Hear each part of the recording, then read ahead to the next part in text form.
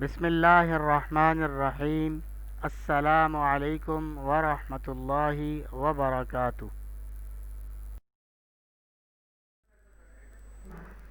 سبق نمبر 11 ہماری پڑھائی کے حساب سے، اور کتاب میں اس کا نمبر ہے 19۔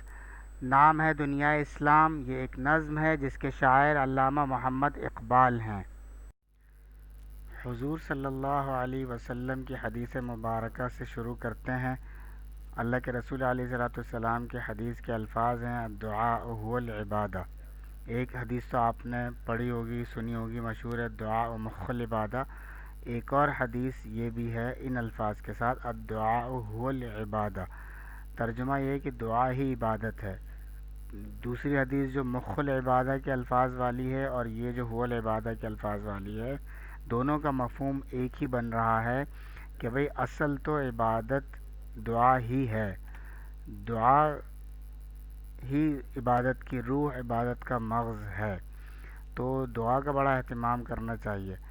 اس لیے روزانہ کم از کم 20 منٹ لگاتار اپنے رب کے سامنے ہاتھ پھیلا کر دعا مانگنے کی مشق کرنی چاہیے۔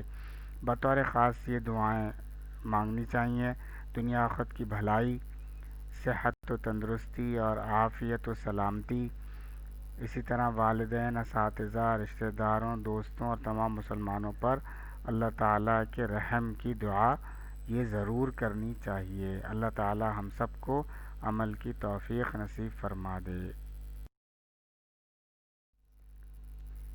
آج کے لیکچر کے حاصلات تعلم دو ہیں: نظم کی تشریح سمجھ سکیں جو یہاں بیان ہوگی، اور نظم کی تشریح اپنے الفاظ میں لکھ سکیں، جو انشاءاللہ تعالی ہوم ورک کے طور پر آپ کو دیا جائے گا کہ آپ یہ تشریح کاپی میں لکھیے۔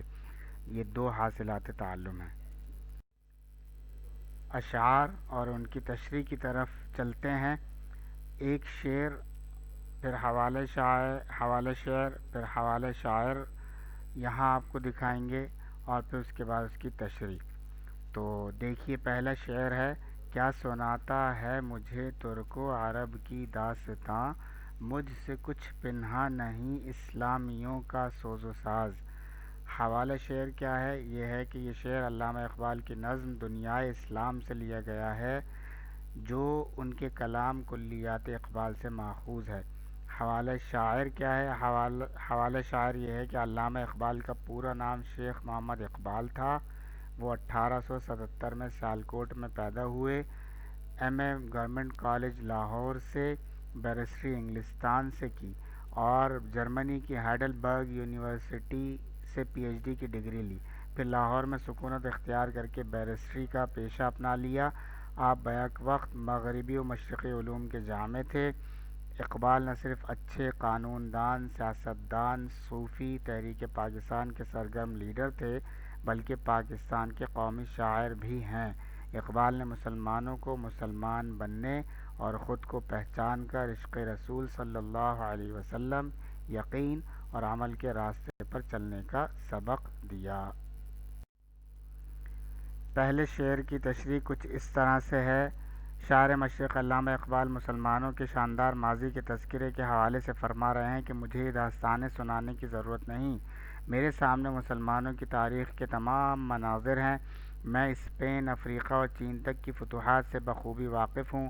صرف فتح و کامرانی ہی نہیں بلکہ مسلمانوں کی زبوں حالی اور ان کا دکھ درد بھی میں محسوس کر رہا ہوں۔ اس زبوں حالی کے اسباب سے بھی میں آشنا ہوں۔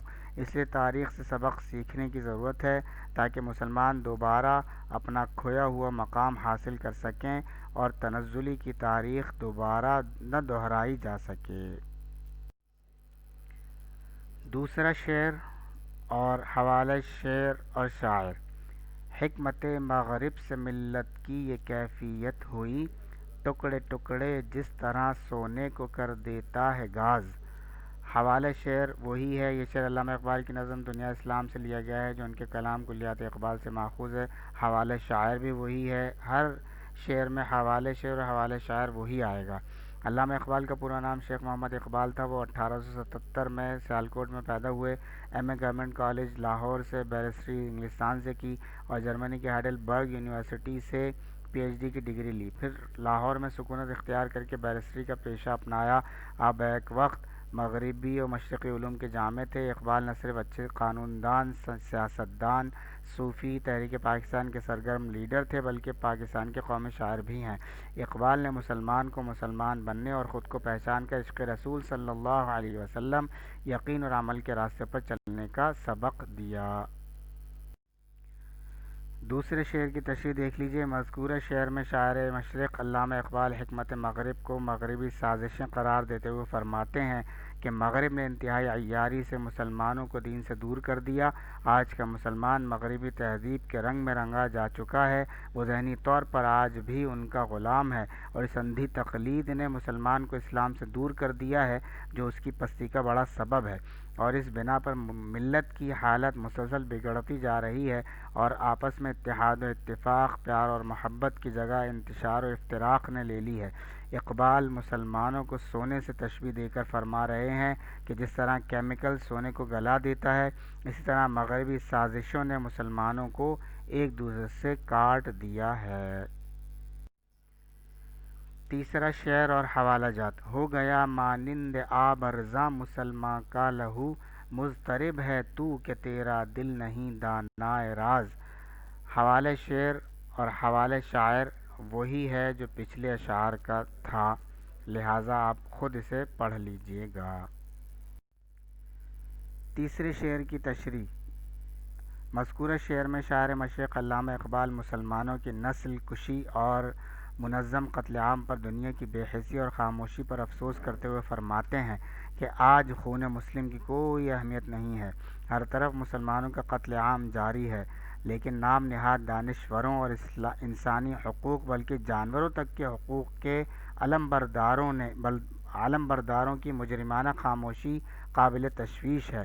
اس کے ساتھ اقبال مسلمانوں کی بے چینی اور پریشانی کو تسلیم کرتے ہوئے مسلمان کو مخاطب کرتے ہیں کہ یقیناً تم بھی ان حالات میں پریشان ہو، لیکن تم ان حالات کے اسباب اور نجات کے راز کو اب تک نہیں جان سکے اور اپنے اصل دشمن کو بھی نہیں پہچان سکے۔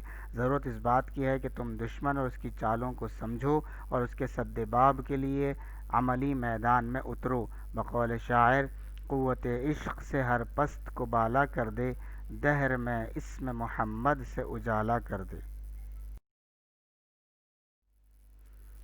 گھر کا کام صرف ایک، نظم کی تشریح اپنے الفاظ میں کاپی میں لکھیے، یہاں سے پڑھیے، نوٹس بھی آپ کے پاس موجود ہیں، وہاں سے دیکھ لیجئے اور اس کو اپنے الفاظ میں الفاظ بدل کر لکھنے کی کوشش کیجئے کاپی میں، چاہے آپ اپنے فیئر رجسٹر میں یا رف کاپی میں لکھ لیں، اس سے آپ کو فائدہ ہوگا، تشریح ذہن میں بھی بیٹھے گی اور الفاظ بدل کر اپنے الفاظ میں لکھنا بھی آپ کو آئے گا۔ امید ہے آپ اس بات پر عمل کر لیں گے انشاءاللہ تعالی۔ والسلام علیکم ورحمۃ اللہ وبرکاتہ۔